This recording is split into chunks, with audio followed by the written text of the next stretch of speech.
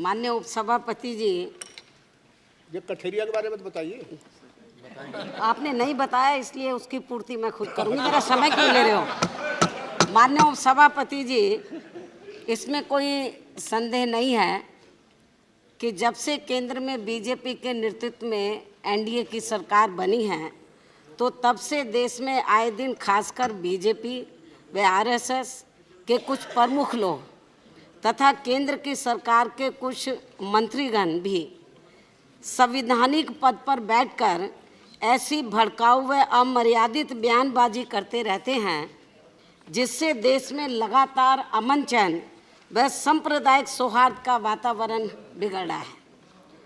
और इतना ही नहीं, बाबा साहब डॉक्टर अंबेडकर ने जो देश का संविधान बनाया और देश के संविधान में जो धर्मनिरपेक्षता का जो प्रावधान रखा है, तो इस सरकार में इसकी भी धज्जियां उड़ाई जा रही हैं। और इसी क्रम में अभी हाल ही में केंद्र सरकार के एक मंत्री श्री कठेरिया व इनके कुछ अन्य साथियों ने भी आगरा में एक घटना के संदर्भ में खासकर मुस्लिम समाज को लेकर ऐसा गलत व अमर्यादित भड़काऊ बयान दिया है जिससे पूरे उत्तर प्रदेश में ही नहीं बल्कि पूरे देश में भी अमन चैन व सांप्रदायिक सौहार्द का वातावरण बिगड़ सकता है। जबकि ऐसे मंत्री को केंद्र की सरकार द्वारा अब तक मंत्री पद से बर्खास्त कर देना चाहिए था, लेकिन अभी तक भी ऐसा नहीं किया गया है, जिससे ऐसे तत्वों व लोगों का मनोबल आए दिन और भी ज़्यादा बढ़ रहा है।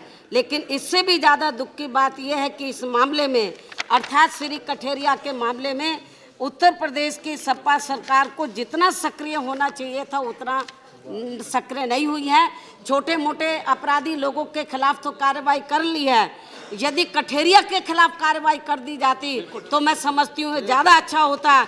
जबकि ऐसी स्थिति में इनको सपा सरकार को कठेरिया के खिलाफ देशद्रोह का मामला दर्ज करके इनको जेल की सलाखों के अंदर भेजना चाहिए था, जो अभी तक भी नहीं किया गया है। इन्हीं सभी कारणों की वजह से उत्तर प्रदेश में मुजफ्फरनगर व दादरी कांड आदि की घटनाएं घटित हुई हैं। इसके साथ ही मैं सदन को ये भी कहना चाहती हूँ, यदि उत्तर प्रदेश में इस समय हमारी पार्टी की सरकार होती तो फिर वहाँ मेरी सरकार द्वारा बीजेपी व आरएसएस एवं श्री कठेरिया जैसे ऐसे सभी सांप्रदायिक तत्वों व लोगों के खिलाफ बिना कोई देरी किए हुए इनके आरोपों को ध्यान में रखकर सख्त से सख्त कानूनी कार्रवाई करके उन्हें फिर तुरंत ही जेल की सलाखों के अंदर भेज दिया जाता जहाँ उनकी असली जगह है। और ये बात मैं ऐसे तत्वों के खिलाफ ये बात मैं ऐसे तत्वों के खिलाफ केवल हवा में नहीं कह रही हूँ, बल्कि मैंने अपनी सरकार के समय में ऐसे तत्वों के खिलाफ ये सब कार्रवाई करके दिखाई है। मैं माननीय सदन को ये बताना चाहती हूँ कि मेरी हुकूमत के दौरान श्री मेनका गांधी के बेटे श्री वरुण गांधी ने असंवैधानिक जो कृत्य किया था तो मेरी सरकार ने बिना कोई देरी किए हुए उनके खिलाफ FIR दर्ज करके उनको जेल की हवा खिलाई थी, जेल के सलाखों के अंदर भेजा था। इसलिए माननीय गृह मंत्री जी को ये चाहिए कि वो ईमानदारी से ऐसे सभी सांप्रदायिक तत्वों के खिलाफ सख्त से सख्त कानूनी कार्रवाई करें और खासकर श्री कठेरिया के मामले में उनका इस्तीफा लेकर वे उनके खिलाफ सख्त कानूनी कार्रवाई करके अपनी शक्ति का भी जरूर परिचय दें। अपनी जिम्मेवारी को भी आप ईमानदारी निष्ठा से निभाएं।